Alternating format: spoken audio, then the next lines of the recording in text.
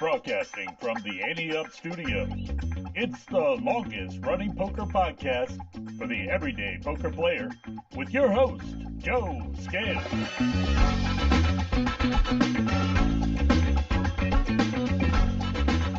Hello, A-Team. It's Friday, June 23rd. The World Series of Poker is going strong. They've had big fields and great storylines, despite some controversy. And the nominees for the Poker Hall of Fame are out as well. This year's list includes Josh Arieh, Jeremy Osmus, Ted Forrest, Kathy Liebert, Mike Matusow, Lon McKieran and Norman Chad, Brian Rast, Matt Savage, Isai Scheinberg, and Bill Smith. There are certainly a lot of names that jump off the page there.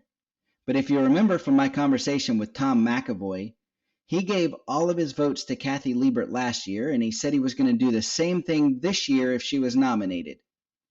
Well, she is. And I think she certainly deserves to be in there based on her poker resume over the years. If you haven't checked out that interview with Tom, go to anteupmagazine.com, click on Magazine, and click on the June issue. The cover story is filled with audio clips from Tom's interview. Check that out, and the July issue will be coming out right before the 4th, so be on the lookout for that as soon as well. And thank you to all the A-Team that have shown their love for the innovative new format of the magazine. It has certainly been a lot of work, but it's been worth it. The ability to read articles, but also listen to the audio clips from Tom or podcast highlights and watch video clips. It's a lot more interactive than anything in the industry right now. That brings me to our YouTube page. I've been adding some of the clips from our podcast onto the YouTube page, so check those out. I know that the hand of the week is definitely easier to follow on there with the graphics on the screen, so check that out. Subscribe to the page as well so that you know when I put new material up there. Last but not least, congratulations to John Dapkus. I got a text from him earlier. We interviewed him in the How You Runnin' segment about his win in the $3,000 Windy City Championship last month. He was able to parlay that into a 87th place in event number 50 at the World Series of Poker. That's the 10K PLO Championship. He got a hefty prize of over $17,500. So congratulations. Let it also be known to everyone out there, a spot on the Ante Up Poker podcast equals some poker run good. LV, I'm talking to you. Well, that's all I really have. So let's get on with the show. Find out what conversations are happening around the poker table with Table Talk.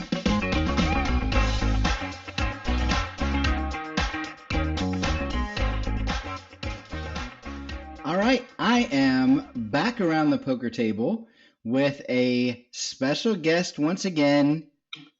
Elle, how's it going? Awesome. How are you? Really great to be back. Thanks for having me. Absolutely. We've got to talk, before we get too far here, we have to mention we have a new sponsor for Table Talk. Tell us all about it, Joe. So Rockford Charitable Games is our new sponsor for Table Talk. And I'm super excited because they are, as we like to say, doing poker for good, right? Yeah. They've been doing this for a long time. They help 501c charities. They even have 300 tournaments a year. They do them basically every day. It's an organization where folks can go to play poker, do good. At the same time, a percentage of the proceeds goes to that 501c. Is that what you mean? Yeah. And awesome. Obviously you get to put some of that money in your pocket as well. They even have $10 blackjack. Ooh. Your favorite. Ooh, I know. We missed meeting them in person when we were in Chicago recently, and I really was bummed about that. But from what I've heard and read and seen, they're doing incredible things for local organizations. And I mean, how awesome is it for you to be able to go one day or one night or once a month or a couple times a month, and what do we, it's our phrase. Bet on better. Bet on better. Thank you. So why not bet on better this month with Rockford Charitables in the Chicago area? And I think they have a couple cool things coming up, right? So yeah, first things first, they have on June 28th, they have a WSOP satellite where they are giving away one $10,000 seat for every 20 players that enter. Okay, get out. If you're in the Chicago area, call 40 to 60 of people that you know and just say, let's go play poker, and your odds are fantastic for winning a seat. How much is it to buy? 560. That's not bad. I mean, reach out to your network of people that you normally play with in the Chicago area and get in there. $560 to get a $10,000 seat. No brainer to me. Yeah. It's June 28th. It's at the Embassy Suites Hotel in Schaumburg. Oh, cool. Then another big tournament that I want to mention, exclusive Ante Up tournament. Whoa, exclusive is a big word. Exclusive. And what do you mean by exclusive? So you can only get into this tournament with the password that we're going to come up with. Shut up. This is like Prohibition days where yeah. That's the password? Really? Yeah. When you go get your chips, you're going to have to tell them the Ante Up free roll password. The Ante Up free roll password. So it can't be free ride. It can't be giddy up. It can't be Ante Up because No, that's come on, too easy. Right. Pocket aces. I feel like you've told Anybody me before. can guess that. Yeah, I mean, so what's the password, Joe? I don't know. What are some of the topics that we talk about here? I mean, off the top of my head, the most interesting thing, somewhat controversial, somewhat ridiculous, is the worm. Because you would never stack your chips this way, and I would stack my chips this way all day long because visually I can look down and know what do I have because it's in this nice little neat stack. It's curved. It's set up in colors, and I don't have to reach over it. I don't have to worry about knocking it over. I don't have to worry about accidentally miscounting. I can know that if I see X number of colors, what I have. So you're saying the password should be the worm? The worm. And if they do the dance, the worm, extra points. Just saying, if they can actually break the worm when they get there, maybe they get $5 extra chips. I don't know, but I think the worm is fun. So we'll make sure that there is an Ante Up sweatshirt for anybody that does the worm when they give the password. 100% Rockford Charitables, whoever's on call that night taking it, let us know who that person is. Take their name and address down. We will send you one of these. Yeah. By the way, we have to kind of mention we are wearing the Ante Up hoodies today because it's miserable weather outside. Oh, it is raining like you would not even believe on the East Coast. It is disgusting. There has been no swimming, no boating, no tanning in the month of June on the East Coast whatsoever. It is not summer as far as I'm concerned. It is the longest spring ever. Longest spring ever. But back on topic, 100%, I think the password should be the worm. Okay, done deal. Done deal. The password is the worm. The worm. July 20th, more details to come, but July 20th, Ante Up free roll. You have to have this password, which you're only going to be able to get through us. The podcast, the YouTube page, the social media pages, the magazine, all of those. Yep. You're going to have to be involved in some way there, and you will get this password, and you can get into the free roll. Just saying, Chicago Joe and Bob Popper, I expect you to be there. Ambassadors of Ante Up represent Ante Up Nation. There you go. All right, so we've got to get into some World Series of Poker talk. Because this is a whole season in our household, and I am so grateful for Mike, how many weeks ago, a week or two ago, suggesting that you wear your earbuds or your headphones when you're listening to the daily Daniel Negreanu. Thank you, Mike. I appreciate it because I can only take but so much. Love you, Daniel Negreanu, but your voice over time is not my jam. Not your jam. Not my Okay. jam. But you did enjoy. Oh my God, $25,000 fantasy poker. Hello, entertaining. Love seeing a group of guys together, having a good time, joking around, messing with each other. I mean, cracking jokes. Lots of fun. Well done. Well done. I really enjoyed that. Yes. So But back on track. WSOP is happening. Vegas. Wish we could be there. Would love to see all the action. Cannot believe the lines. I mean, cannot believe how long some of these people are waiting in line. But I also know that, there's this title out there that's possible, which is this year's Player of the Year. And I think we've got the top 5 right now. Is that right? Yeah, we do, actually. So Ian Matakis is the top of the leaderboard. He's got 1 bracelet this year already. All right. Way to go, Ian. Ian. He won it early in event number 2, Bankroll Builder. But what makes him number 1? So the World Series of Poker Player of the Year is based on a certain number of points that you're going to get for cashing in an event. And obviously, the higher up in the event you go, the more points you get.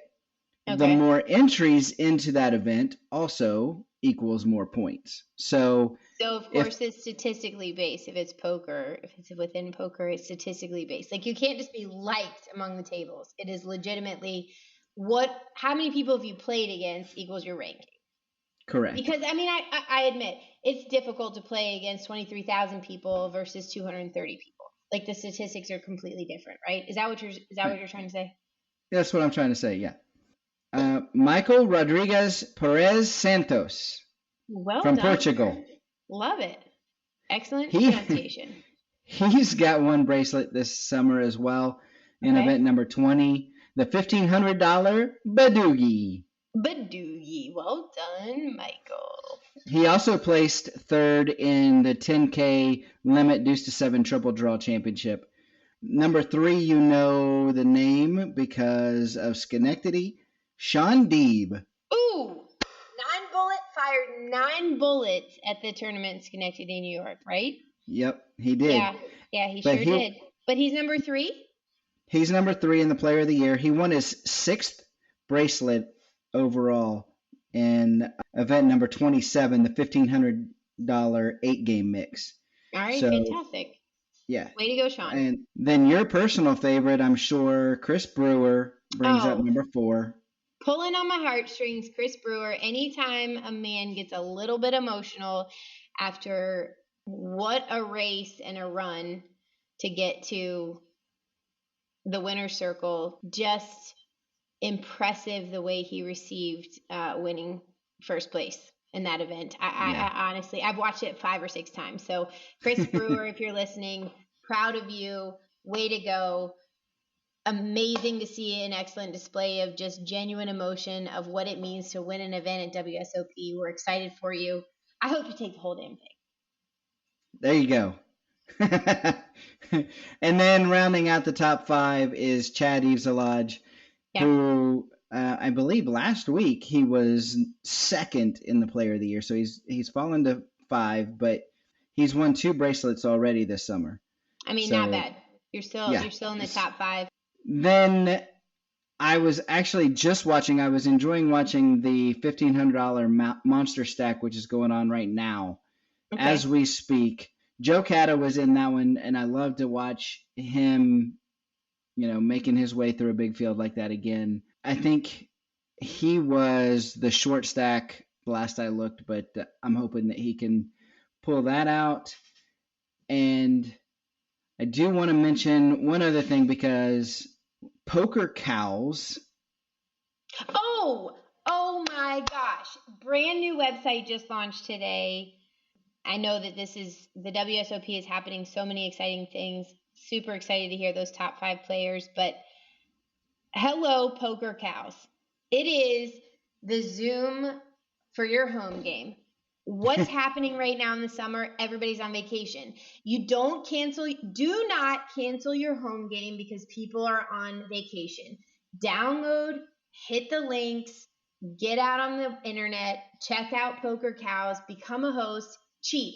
Oh my gosh, it's $99 for the whole entire year. Doesn't matter how many times you guys want to play.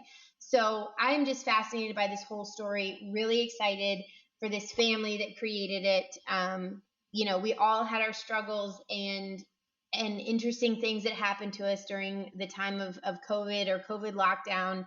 And what has come out of it is for one family is Poker Cows, because a gentleman who had a son who just graduated from college, had a computer science degree, said, buddy, why don't you put this to use? And he challenged his son to come up with a way for he and his friends to continue their poker game virtually. And now you can join in on that fun as well. Very easy, very simple. There's no real money exchange. So if that's something you're hoping for, work it out on the side, but you're able to still play and see each other, just like we are if you're watching and joining us via YouTube today versus, just listening via podcast. Incredible way to enjoy your home game on the road. Like, I think this is game changer. Absolute game changer. Yeah, and the thing that I like is that they have more than just Hold'em. So you can play stud. They have actually some of the wild and crazy variations of poker too, like Chase a Queen and things like that. But I'm really excited that this one is out there with stud, and obviously Hold'em's there, but. I know you have an interview coming up with them. I'm just going to throw it out there. Would love to join you. If you would like to invite me, I'll be happy to join you. But Poker Cows. I don't know if what does that stand for? Cash cows? Come out, we'll see. What would cows stand for? I mean, I know they have a cow on their website, but I'm really curious to hear more from the owners and from the founders of how did you come up with, why is it Poker Cows? Where does that come from? Tune in next week. Yeah? Is that when you have an interview with them? Next week, yeah. So fantastic. Absolutely. I think it would be great if you want to come on and ask that question. So there you go. Time and place. I'll be there. All right. Yeah, so that is everything. Oh, I did want to mention, hey, if you guys are traveling soon, we do have an Expedia code for you guys to use if you want to put that in. It's some kind of crazy numbers and letters and stuff, so we'll put that out on our socials.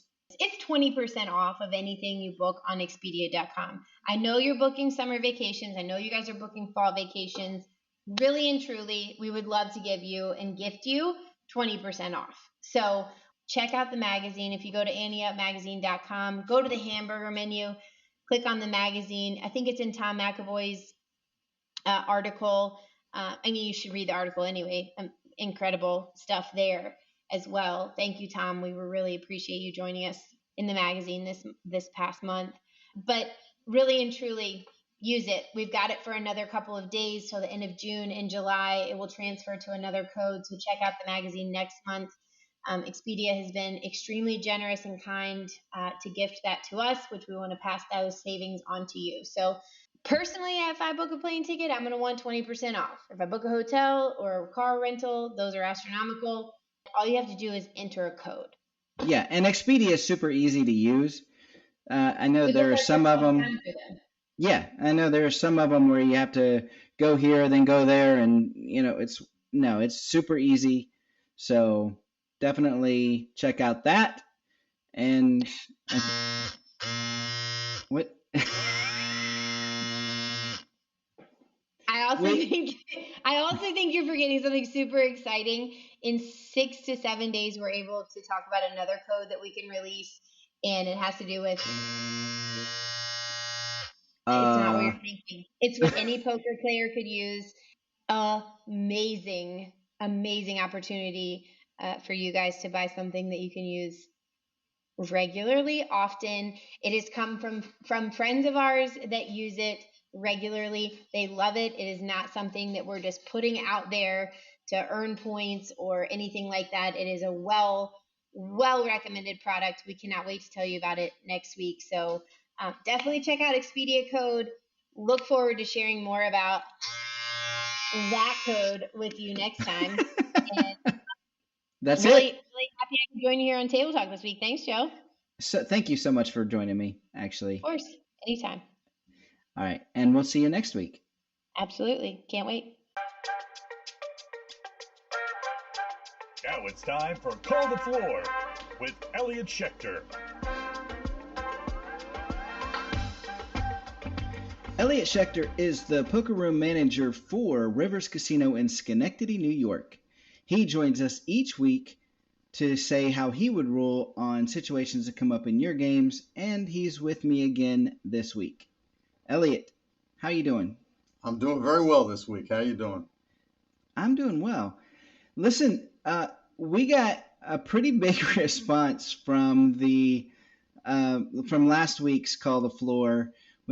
We had quite a few emails come in, and one question that came up in particular that I wanted to address with you real quick. The question was, if the big blind is short. Let's recap first. Right. So last week we were talking about the small blind in a big blind ante game, and the ruling was in the casino. The ruling was that they did not allow them to get the antes, which we determined was incorrect. But the question that came up was, if the big blind is short and can only post the ante and not the big blind, what can they win? Well, the recommended procedure is ante first. So The ante is posted, and then blinds are posted. Remember, previously, antes were collected individually from each player before every hand. By introducing big blind ante, we found a way to speed the game up and only have to nag one player instead of 8, 9, or 10. Right. So it's a collective ante, and it represents everybody anting every hand. It's not a one-time penalty. It's an obligation to everybody at the table. So even though one person posts the big blind ante, everybody is considered to have contributed to that ante to start the hand. And poker, going back to the Wild West, was traditionally played with a form of an ante before the pot started. Well, that has continued with big blind ante first. So if the blinds are 1 in 2,000 theoretically, and a 2,000 big blind ante is owed, if the person in the big blind only has 2,000, that 2,000 gets posted as the ante for the table, and he is now all in with no blind posted. If he wins that pot, he gets his ante back, and then has to post a small blind, obviously. Right. In a 7-card stud tournament, it's still individual ante. In single draw tournaments, they use big blind ante, but it used to be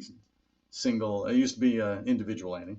Those antes are collected from every player, and theoretically, you could be all in at that point. It's not uncommon in the late stages of a 7-card stud tournament for somebody to be down to their last chip to play for the ante. If they win the pot, they win the antes. They're all in for the antes. The side pot starts at the bring-in, and the first bet's into the pot.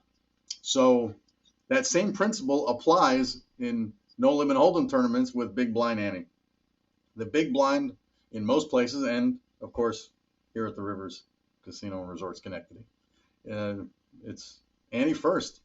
So your obligation to the table and the other players is more important than your ability to post a blind. And going back to what I said before, yes, this is tough on short stacks, but there's a way to not be short stacked, and that is to play faster and not be short stacked. So again, your obligation to the other players paid their ante without question. Now all of a sudden you have fewer chips, so you're saying, you know what, I'm not going to pay your antes. I'm going to pay my blind first. The hell with you. That's not how this works. Your obligation to the other players is as important as anything else. And there's the answer. There you go. All right. Well, I'm glad that we were able to revisit that. Like I said, there was actually quite a bit of response that came in from that, and that was one of the questions that came up through that. But this week we have a whole new Call the Floor, and this one is sent in by Ken Piper. And Ken says, I was playing live 1-2 at my local casino when a weird situation occurred, and I'm curious if I was wrong to be mad, which never starts off good when you're when you're asking if you're wrong to be mad. But the player in the hand with me has been on a heater and claimed it was his first time ever playing poker. He had ran a stack up to around 800, but in this hand his stack had dwindled to about 400. The action isn't terribly important, but on the river, I had Queen Jack on a board of Queen Jack 4 6 ace. I bet 75, which was about 2/3 pot. The player is looking like he wants to call, but only has his money in black chips. He's holding out a chip like he wants to call and asks the dealer if he can get change. The dealer said if he wants to call, he can change his black chip.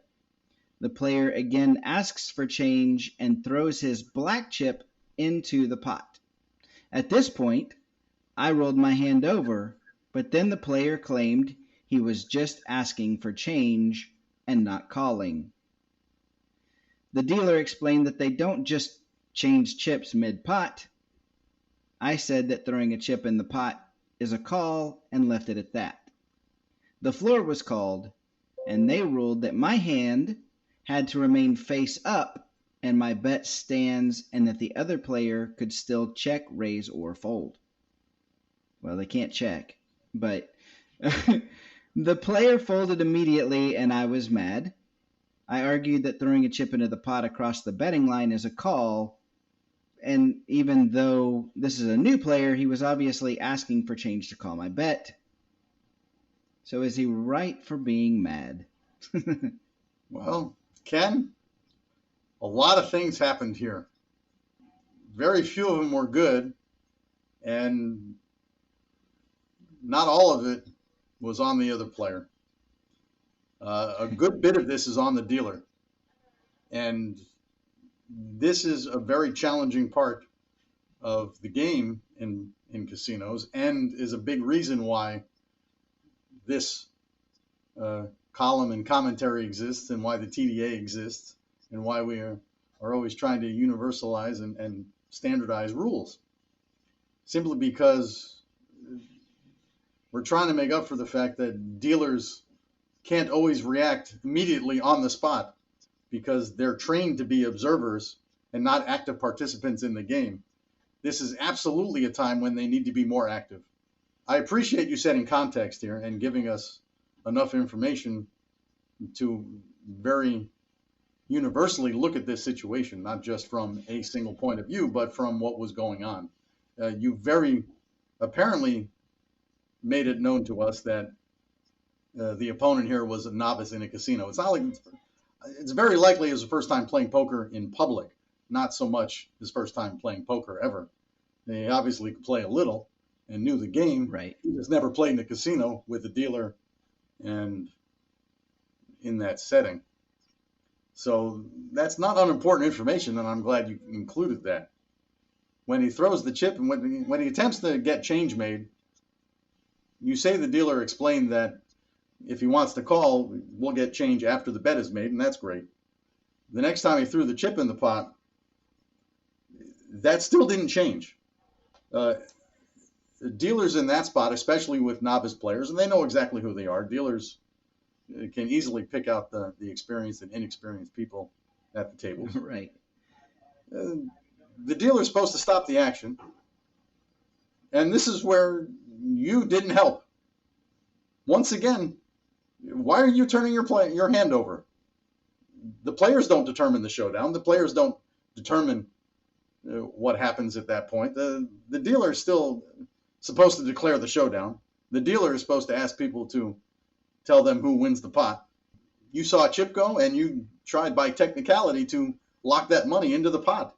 Well, as I've explained numerous times, a hand of poker and a poker table are not a court of law. We don't have to award anything out of technicality, and we don't have to rule positively for the person who would benefit from the technicality. I'm not inclined to disagree with the floor person here. I think you prematurely turned your hand over. I think you knew what was happening and were trying to lock the money in the pot. I think, yeah, very technically, the man moved chips forward. You thought it was, you tried to say it was a call. I'm not entirely convinced it was a call. There are other reasons than calling the bet in front of them that somebody would need change for. First and foremost, if they're trying to get money for tips for the beverage servers or food servers. But that may not be the case here, and probably isn't. I'll give you the benefit of the doubt. That being said, there was no showdown declared. Just because you wanted to turn your hand over to make sure that chip was locked into the pot, that's not how a showdown is declared. The showdown is declared when the betting is settled and the dealer asks for the hands to be revealed. I don't mind the floor person's ruling here. And in fact, especially when it's the smallest game in the room, you're going to have the largest preponderance of amateur and beginning players, the novices. I'm intend to give them at least somewhat of a benefit of the doubt. I am certainly rarely ruling for people who immediately turn their hand over when they think the action's done, as opposed to when the action could be done. Once again, that's not how the game's supposed to work. Well, one question that I have that I'm curious about is, he says that they said his hand had to remain face up. Why is that? Well, I don't think it has to remain face up. I think that is a mistake. It needs to be thoughtfully exposed. That information certainly should be available to his opponent. I don't disagree with that, but there's not much of a good reason there to make the hand stay. If it's heads up action, then keeping the hand face up doesn't serve much of a purpose. Nobody else is gaining or losing an advantage. Right. That's generally something you would do in a multi-way situation where one or more players may or may not have acted on that information, and the advantage is gigantic. But heads up, it serves no purpose. So yeah, I mean, that's a good question, and then very, very nice for pointing that one out. That, yeah, making it stay face up didn't really serve much of a purpose. Heads up. So I probably wouldn't have made the hand stay face up. But again, just because the chip went forward doesn't mean it's a bet in that spot. Even our writer Ken recognized that the player very likely was trying to get change for the chip. I mean, the player may have realized, well, what if I want to bet more then? What if I wanted to raise there? What if he wanted to raise a strange amount? Or, I mean, a 75 bet, it's not uncommon for somebody to make it 175 or 225. So again, just because the chip went forward, we knew the guy was trying to get change. We knew the guy really wasn't listening to the dealer. I'm not really sure I ruled that a call in that spot in that game. Yeah, I'm constantly amazed at the number of times that you see someone trying to take advantage of a technicality, like you said. And it sounds like this is one of those cases too. And it's not good for the game. I mean, no. If you rule against the player, if you let him know that the rules are a bludgeon upon the heads of new players aren't going to play. Why are you trying to run fish off? Why are you trying to offend the people who are making pots worth winning? This makes no sense to me. You technicality people out of pots, especially people who haven't played in the casino much, they're never coming back. They're never going to feel welcome. They're going to feel too inexperienced. They're going to feel that the house is against them. They're going to feel that the players are against them. The game doesn't grow that way. The game doesn't get better that way. Technicalities in this spot especially, not good for the game. So there you go, Ken. It really wasn't as bad of a spot as it felt like for you in the moment. But yeah, so in the future, just relax. Don't turn your hand over immediately, and wait for the showdown to actually begin, and then let the dealer and the other player, novice or not, sort their things out, and then you can turn your hand over in a more appropriate spot. So Precisely. The more thoughtful action in this spot is when that chip goes in the pot, is to say, not turn your hand over. Now that's absolutely the action that makes it appear as though you're trying to shoot the angle. At that point, don't turn your hand over. Immediately ask, is he calling? Is that a call? Get the floor. That's when you're supposed to act, without turning your hand over. When the chip goes forward, make sure you put the onus on the other player. Don't contribute to the confusion and create the possibility of being ruled against. Yeah, absolutely. All right, Ken, I do appreciate you sending that in. And if anyone else has a call the floor that they would like Elliot and I to break down, send it to podcast@anteupmagazine.com. Elliot, I appreciate you doing this again this week. As always, quite welcome. Glad to do it. Let's break it down with Hand of the Week. All right, we're back with another Hand of the Week with Patrick, who's got the ocean. You were supposed to have the ocean behind you. This is the best I can do today. We've had nothing but beautiful weather up until today, and now we've got a little bit of a rainy day here in the coastal shores of North Carolina. So I figured the pictures behind me will do the trick at least for today. Let me tell you, we've had plenty of ocean time the last couple of days. I got a nice little base tan going, so we're good. Okay. That's a rubbing in for everyone out there, but. Well, we've got rainy weather here, so I'm in relax mode with the hoodie. It is a mess outside. It is pouring down rain. Well, let me tell you, I appreciate you taking all the water up north and leaving us just one little day to give everybody else a break, and we'll get right back at it tomorrow morning. To do some fishing today though, so we're right on the intercoastal and threw some lines out and had a nice little morning of catching fish. Nice. Yes, nice. Sir. Did you catch anything good? No, to be honest with you, we didn't. We do. So we've got a couple of crab traps that we'll throw in each night, let it go overnight, and we'll get them out in the morning. So we did catch some crabs the other day. We had 3 blue crabs. Not big enough to eat. There's certain regulations down here, but still fun for the kids. And then we had some. I mean, they were tiny little nibblers. The intercoastal, once it's high tide, gets to about 10, 12 feet around here. So we hit it right around high tide, but never caught anything big. But kids had fun, so life. That's the important part. Yeah, exactly. As I told you earlier, I was like, you can't wipe a smile off my face when you're at the Yeah, exactly. Well, take a minute and let's play a tournament for a minute, okay? Or at least one hand in a tournament. Absolutely. Hey, I will tell you before we really get started, I saw my brother-in-law and my nephew a little bit of poker. My brother-in-law hadn't played, as he said, since the World Series of Poker went live on ESPN. So we're talking to quite a few years ago. But we saw my nephew as well. We ended up playing a nice little 3-hour tournament ourselves, or a little home game earlier this week. So. Nice. How'd you do? Did you teach him all the lessons that you learned? You know what? Doing Hand of the Week. When you're playing with guys that are even more novice than I, you feel like a pro, and I kind of felt like if Mike's out there listening, I kind of felt like Mike as I was just bullying people around. It was kind of fun. Yeah, it was a good time. They had a couple extra buy-ins. I didn't have to buy back in, and we took them down for some friendly cash. So. Nice. Well, yes, indeed. So this week's Hand of the Week is sent in by Dustin Scarra. I'm hoping I'm saying that right. It's Skarra. Sounds right to me.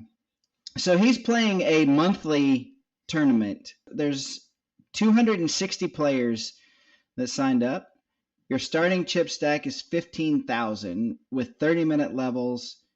And there's 9 players per table. We're going to start this one in seat 2. He gives us a little bit of the dynamics here. So we're going to start in seat 2.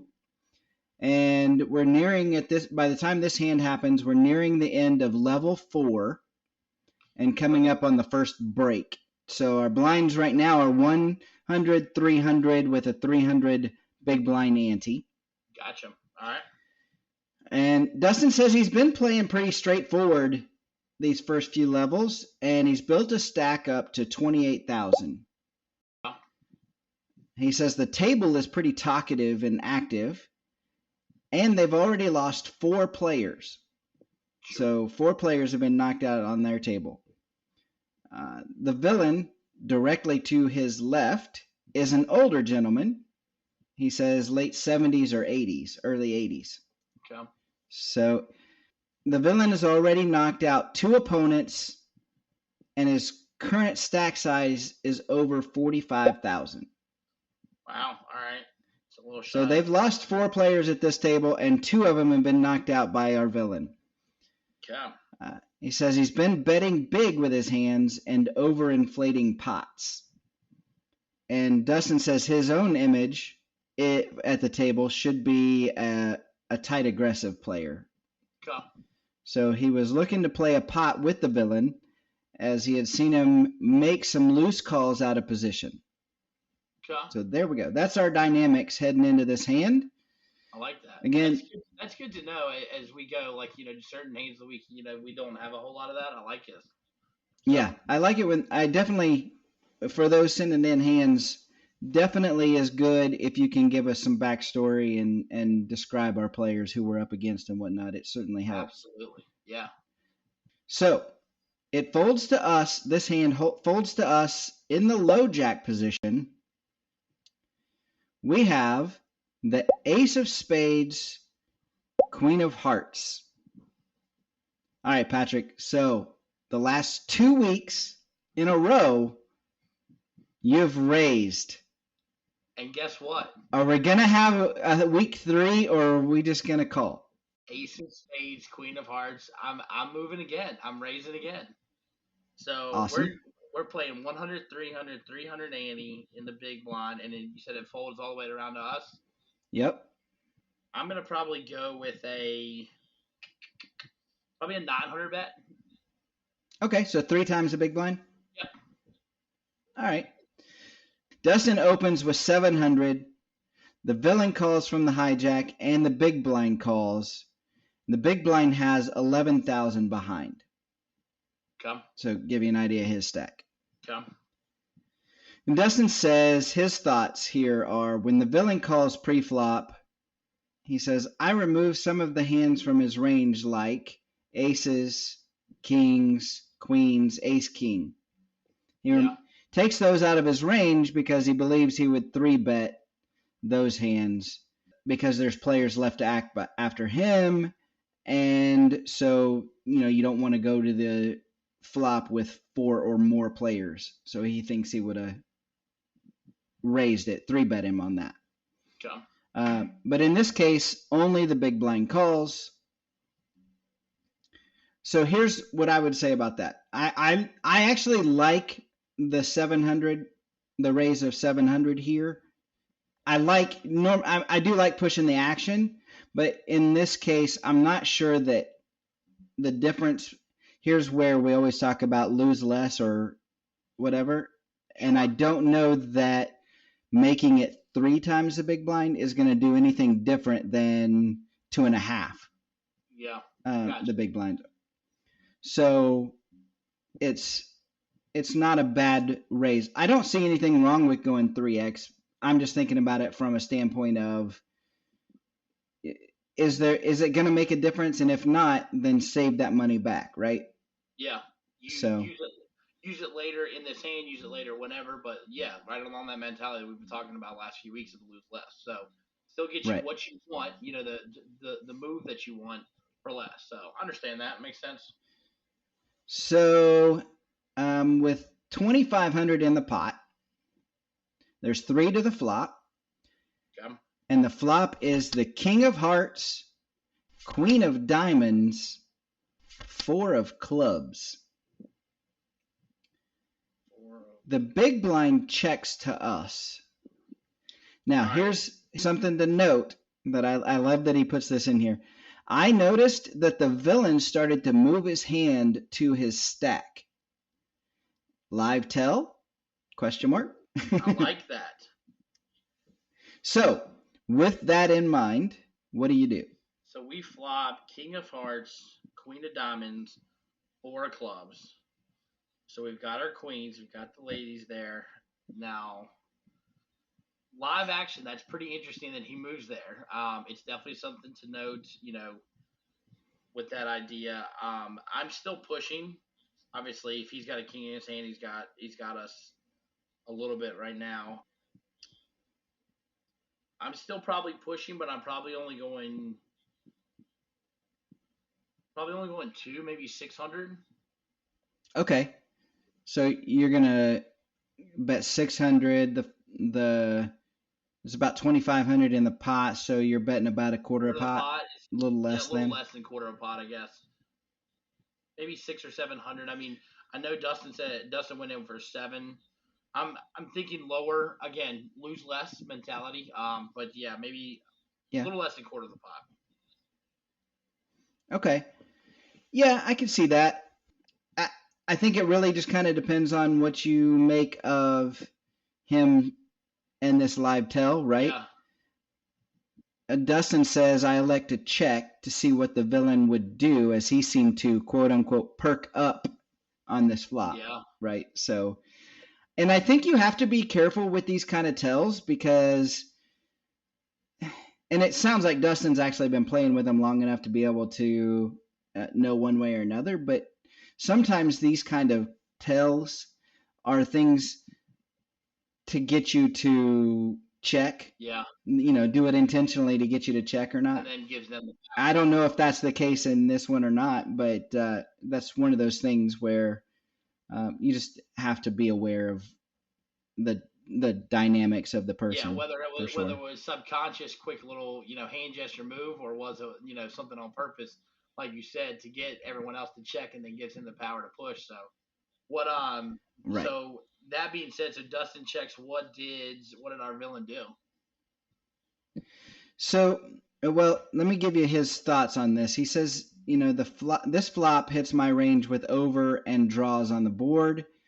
I was thinking of making a small bet of around 900 to control the pot and see where I was at, but I did not want to get raised by draws or the king.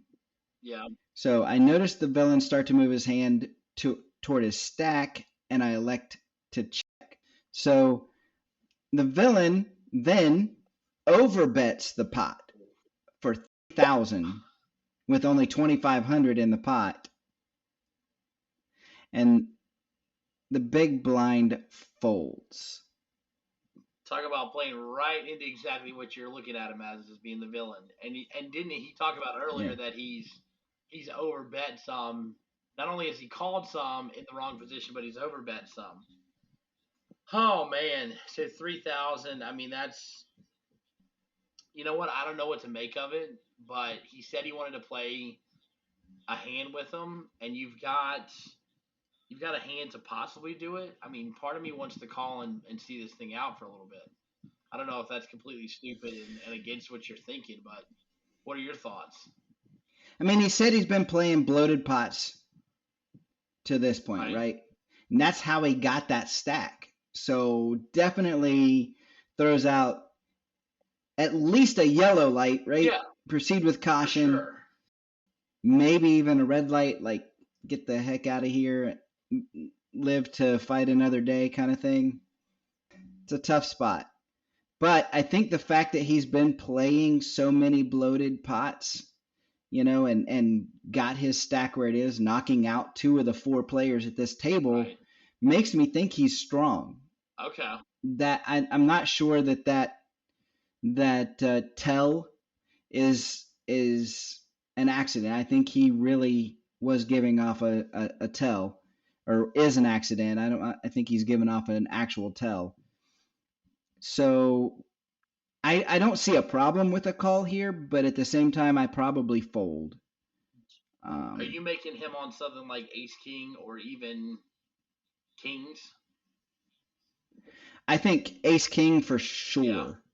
That would be that is where I'm leaning. You mentioned that. I mean, again, you got to make them for what that tell was, whether it was a tell or whether it was on purpose. You're definitely my thought process on going, even possibly in is okay. Does he have Ace King? And you're not drawing dead, but you're sure close to it. You've got a lot to go. So interesting. So you would probably fold. I probably would, but again, it's one of those made in a vacuum kind of decisions. It's early. You don't want to get too involved, so heavily involved, I should say, in the early stages of this tournament either. Yeah. So I don't know. I think I probably live to fight another fight. What it does. But he says that I'm not happy about the sizing of the villain, but elect to call and reevaluate on the turn with the thought of checking all turn cards. Okay. He says the question is, why would villain bet so big?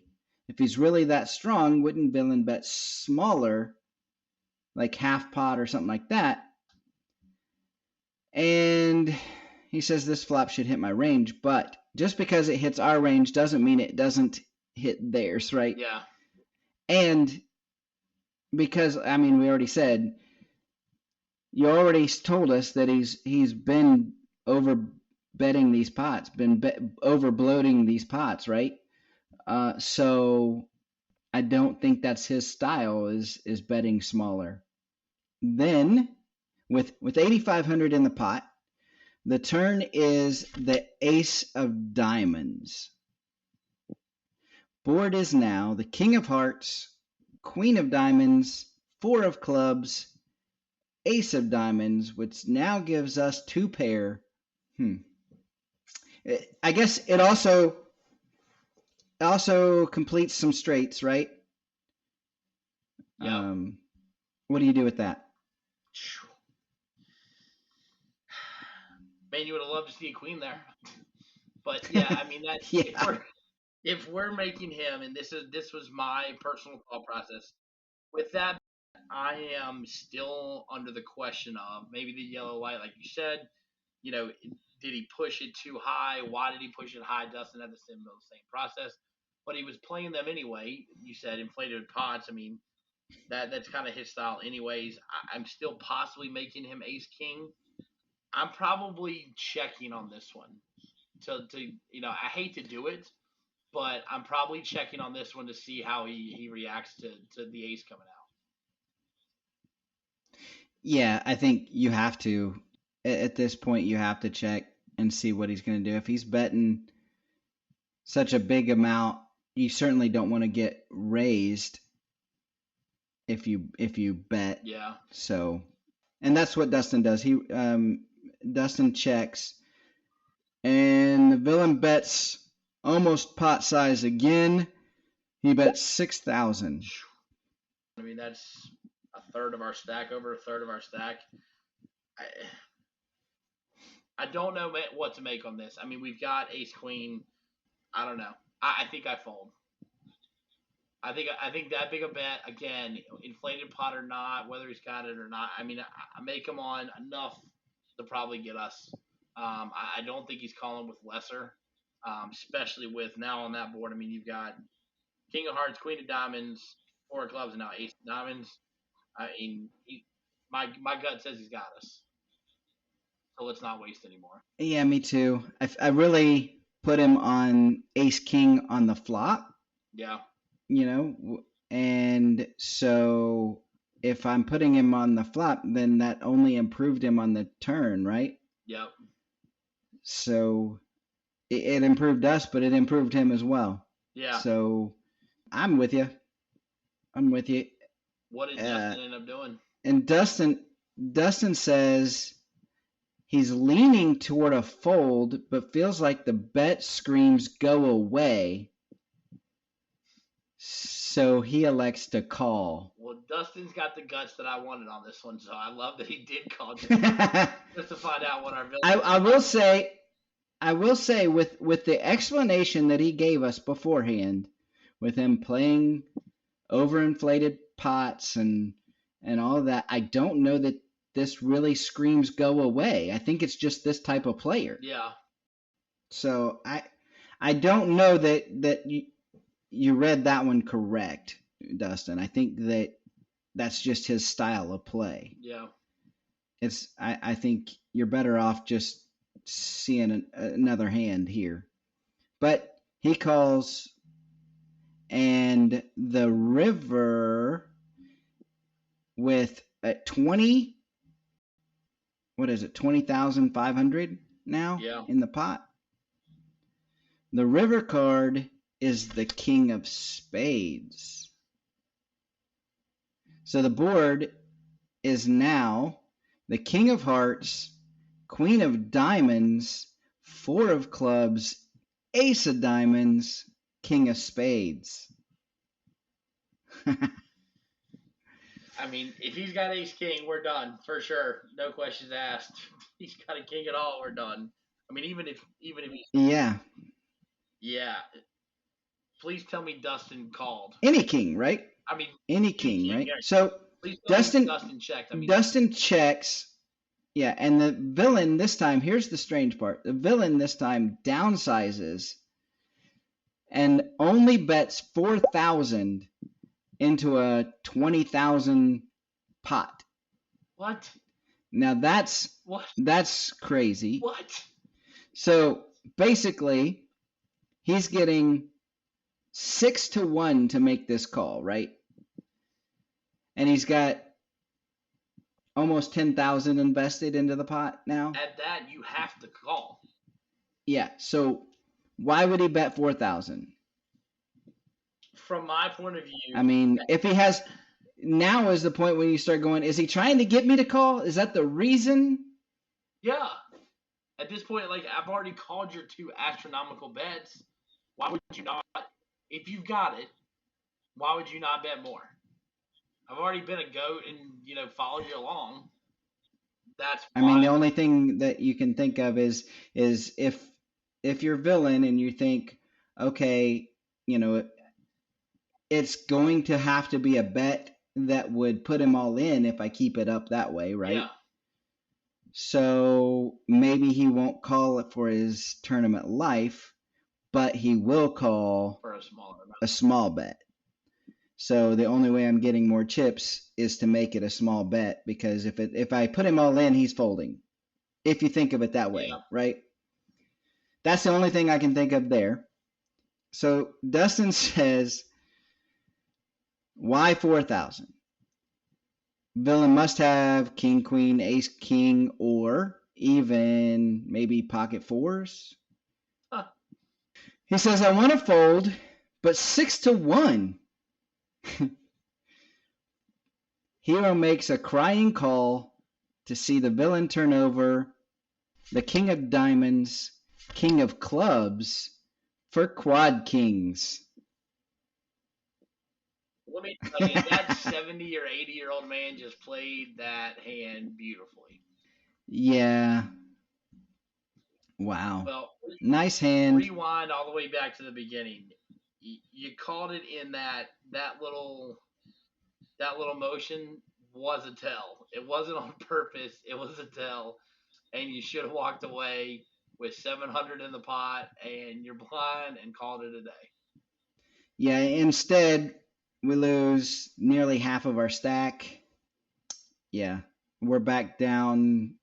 Maybe we're below starting stack now. Ugh, that's gross. That hurts bad. Yeah. I definitely understand where Dustin was coming from in the fact that you expect him to 3-bet pre-flop with kings. Yeah. Because you don't want to be playing against a whole bunch of people, right? Mistake. I mean, it worked out for him, but yeah, I think in most cases you're going to want a 3-bet there. The only place to come back to is on the flop. You really have to look at that and say, yeah, we can get away from this at that point. Live to fight another day. We don't even have top pair. We've got middle pair.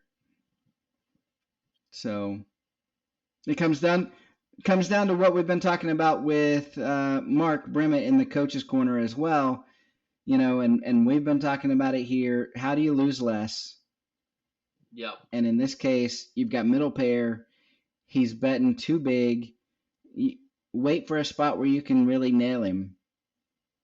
So there you go. And that was unfortunately not it. But yeah, got to give it to the elderly villain there. Takes him down. Yeah. Well, Dustin, I appreciate you sending that in. That's a tough hand. Hopefully, you were able to run that stack, what you had left in that stack, back up. But if not, on to the next one. And speaking of on to the next one, if anyone else has a hand of the week that they would like Patrick and I to break down, send it to podcast@anteupmagazine.com. And Patrick, go enjoy that enjoy the beach tomorrow, I guess. You guys going to stay in and play a little more poker tonight? Oh, we're definitely going to. You better believe after we record this, I'm gonna let these guys know this hand, and yeah, we've got another game tonight after we get the little ones down, and we'll get back to the beach tomorrow. Dustin, I hate it for you. Like you said, I hope you rein it back up, but that's a tough beat, bud. All right, take it easy, Patrick. All right, sounds good. See you guys. The question is, how you running? All right, this week for How You Running, I am joined by John Dapkus, and we tried to record this before. I had a little technical difficulties on my end, so we're trying again. So, John, how you running? I'm running well, as we said before. So last week I was in Vegas for about 5 days, and I just purely I stayed at Aria and I played PLO cash there every day, and it went well. And so I've been home for about a week, and I'll be heading back out there actually tomorrow night. Nice. So the plan this time, when you head back out there, are you planning to play cash again? You playing tournaments? What's the plan? Yeah, I'm going to kind of flip-flop it. So this trip coming up is purely tournament-based. So I get out there tomorrow night, and the following day is the 10K PLO in the series. And then we'll just have to see, where it goes from there. Of course, if you're going to play for 1 day, 2 days, 3 days, 4 days. So I've got kind of a schedule for the SOP, the Win, the Venetian. I know what's going on. So depending on how it goes, it's just going to be tournaments until I'm ready to come home. But still PLO. I will mix in Hold'em with tournaments as well, but the first one will be a PLO. Okay. All right. So the reason that we have you here this week is to talk about a little bit of the Windy City Championship, because last month you were able to take down the Windy City Championship, $3,000 Windy City Championship. And so, first of all, tell me a little bit about that, because I believe, if I remember right, it was to benefit Shady Oaks. So, one, tell me a little bit about the tournament that you were able to take down and some of the competitors that you had, because it was a tough group. And then kind of tell me a little bit about Windy City in general and what it means to play there and all that. Yeah. Okay. So my history with Windy City goes back, 7 or 8 years. I primarily just play these 3K events that they have, which I think they try to do quarterly, so 4 a year. I don't play all of them, but that's what I've typically done with them since I started way back when. Sometimes they will have some like 1K sit and goes as well, where they'll kind of handpick a final table, if you will, or one table, single table, and they'll do those. So I've played a few of those. So I go back a ways. This one that I won a few weeks back was a smaller one, and I think probably due to the time of year, a lot of people obviously traveling for personal and for poker. So this one was a smaller one with 2 tables, but I remember the initial one I first played with Windy City was, oh gosh, I don't know. It was quite a few people, 50, 60, 70 people. And they had, back then, he was able to get some local pros like Faraz Jaka, Aaron Massey, some local celebrities, people like that. Sure. So, but this time, this time around it was a smaller one. I did win one back in 2021 as well, which had more people than this past one. But I like the 3Ks a lot for a couple of reasons. I like the televised live stream aspect. I have 4 teenage daughters, and they actually think it's pretty cool if they play online, or I've been on TV a couple of times because obviously they don't get to see what I do day to day with poker ever. So to be honest with you, one of my biggest motivations. But I do enjoy like the bigger buy-in tournament because we don't get a lot of those around here, even if it is a little bit on the smaller side. I like the 1 day structure. Basically, you're starting at noon, and if you make it all the way, you're finishing up around midnight. So that's not so bad at all. Use 1 day commitment, Right. and they're typically on Mondays, which is perfect. So I like everything about it. I like the structure. There's a lot of play. You don't feel like you're being rushed or it's like some sort of turbo structure. There's plenty of play throughout the day. Blinds versus stack size. Kirk does a great job running the tournament. Never had any issues or thought to myself, they don't run it well here. He does a really good job.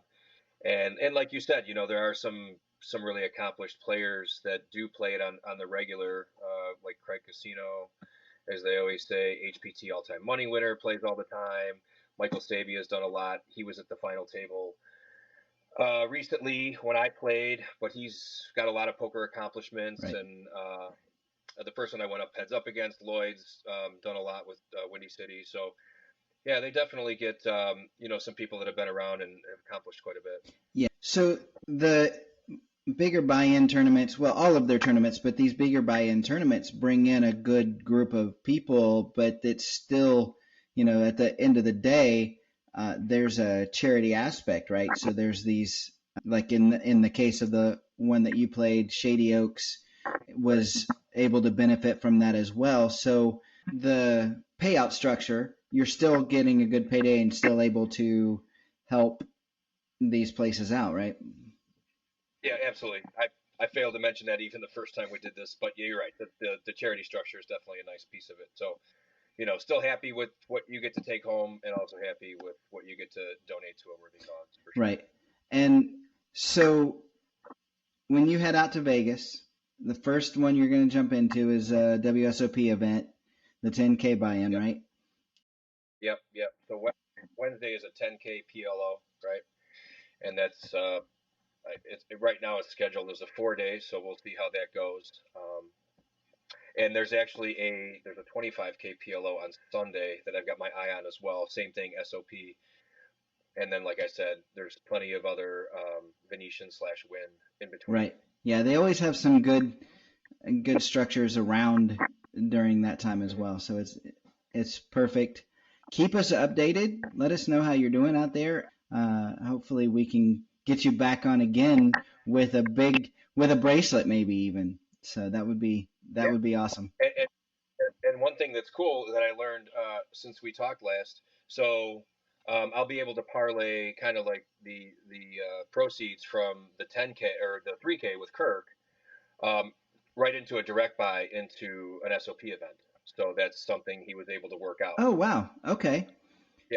Yeah. So that's pretty cool. So, you could call it a free roll if you want to, but like, that 10K PLO is coming directly from, the proceeds from the 3K. Right. That's awesome.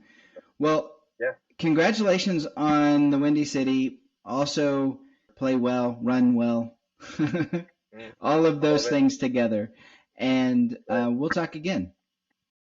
All right, man. Thank you. All right. Thank you. It's time for Joe's One Outer.